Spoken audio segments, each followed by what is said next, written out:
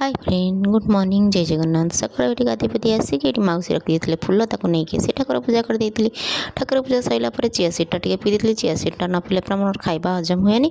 तो से ठाकुर पूजा कर पूर्व चाउल को ये बसई बतुरे दी कारण डुंगुलर फरमाइश था कि आज जेहतु संडे अच्छे मोटे स्पेशल वाला लंच बनब बोले अच्छा ठीक अच्छे खाली कौन चाउल बतुरे दी सहित भात भी रांधि देती कारण स्पेशल लंच करार अच्छी तो जो जल्दी प्रिपेरेसन न कले हेनी तो ये आमर भी परिवार लंच कौन बनइबे से परिया कटाकटी करदे पड़े जाती बापा पुओं पाखक ये उठे दी कारण कौन स्पेशल लंच खाइबे उठुना जल्दी तो ता भर आम रुटीन कम्प्लीट कर सारा सकाल रुटीन तो आम बापा पुओ माँ चलू नगर परिक्रमा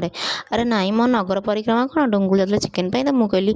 मोर भी किसी परिवा दरकार तो चल जा नहीं आसिया ना नहीं आसिक आम कड़ी गाधे फाई ता स्कूटर ताको धरदेली मुझे नहीं तो स्कूटर तो बुलू तापर जाए किचेन में देखला बेलू डुंगुल चिकेन हो सहित पकोड़ा डुंगुल का कौन निद माड़ कहया भी पड़लानी तो सी सब चिकेन प्रिपेरेसन कर तेल कड़े बस छाणिया भी बसईगला बोले जहाँ तुम तो बहुत फास्ट अच्छ तो ये मुझे तुम एथर जाओ मुझे करदे ना मुझे गोटे भारी करदे जाऊँगी तो सी गोटे भारी करदे गले बाकी जितक चिकेन था सब मुझे छाणिक ये रखी तो डुंगुल टे कौन बहुत चिकेन पकोड़ा बहुत भल लगे तो मुझे कहली नि तुम टेस्ट कर दियो दे आसिक मुझे स्पेशल लंच कहूँ ना देखुना आज लंच बन एग फ्राइड राइस को चिली चिकेन देखो टेस्टी टेस्टी पूरा यमी यमी देखा जाऊनी तो ये भितर आम लंच टाइम होता खुआई देकी शुआई देते न शुआइले पुणी आम स्पेशल लंच टा केमती एंजॉय करूँ तो देखला डुंगुल को बाइक धरी कौन बाहर बोली कौन कुआड़े जाऊँ ना सिंपुनी आसुँच नहीं आसापी ये सिंपुनी आसी पहुँच देते लेंबू पानी आम पुतुरा मैंने आम बड़ जाँ पुओ तापर आ रायता बन नी बोले मुझे रायता बन दिए तापर आम आम लंच कम्प्लीट करवा तो रायता बन सारापर बाड़ी देती आगे सिंपुनी बाड़ी नहीं देती मुझे नि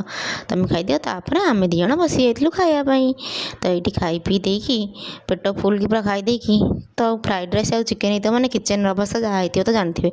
तो ये देखुना केते सारा बासन तक सब मजामजी कर क्लीन फ्लीन कर देकी तो ये सुंदर लंचटा हो निद तो कुआड़ू आसो न कहले भल तो बापा पुओं को संगे कंपानी दे दी शोया शोईकी उठिकी टी एपट सेपट हो जो वर्षा पाग तो हो बाहर तो कौन जा होनी तो संध्या बेल टी समस्त बस पुणी मिक्सर मजा नहीं वर्षा पाग ना तो पुणी केमती एंजॉय नहीं करूँ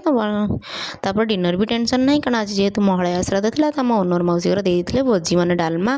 घंटा तरकारी सहित आंबुल राई आ खीरी तो यहाँ आम डिनर आम एंजॉय कर देखिए भिडियो केम लगे भल लगे लाइक शेयर सब्सक्राइब।